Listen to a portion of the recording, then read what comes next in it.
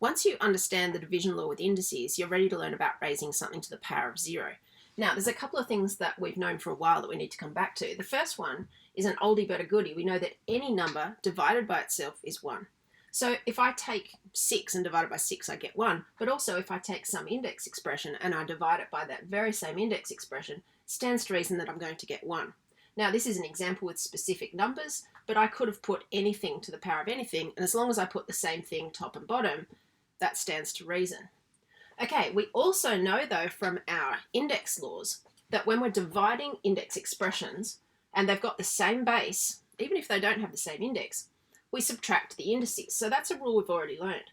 So if we use this same example and say, let's do something different this time, let's reason that we need to do 2 to the power of 3 minus 3.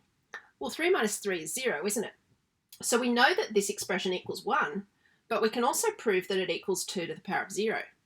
Now, if this equals this, but it also equals that, then this and that must equal each other. Does that make sense?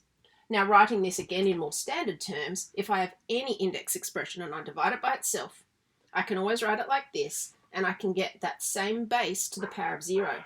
So again, if my expression equals 1, but it also equals a to the power of 0, then a to the power of 0 must, by definition, equal 1. And this will work no matter what a is. So that gives us our rule: anything raised to the power of 0 equals 1. Now, when you're working on questions that involve 0 powers, often you might be asked for some sort of proof of why it works, and the proof has to have 2 parts. This is the first part, and this is the second part, and you need both of those to be able to prove why this equals this. Now, questions that involve the 0th power are generally fairly easy because anything raised to the power of 0 is 1. So you can have some ridiculously big number here, raised to the power of 0, it's 1. Very easy to do. But you need to be careful when there's brackets involved. For example, if we have something even with an unknown in it, 2x, where we don't even know what x is, and it's raised to the power of 0, then that whole thing is raised to the power of 0, so we get 1. Easy enough. But that's quite different from saying what is 2 lots of x to the 0. In this one, I don't have any brackets. Now, it doesn't matter what x is. It could be any number under the sun. If I raise it to the power of 0, it's going to equal 1. But there's a trick.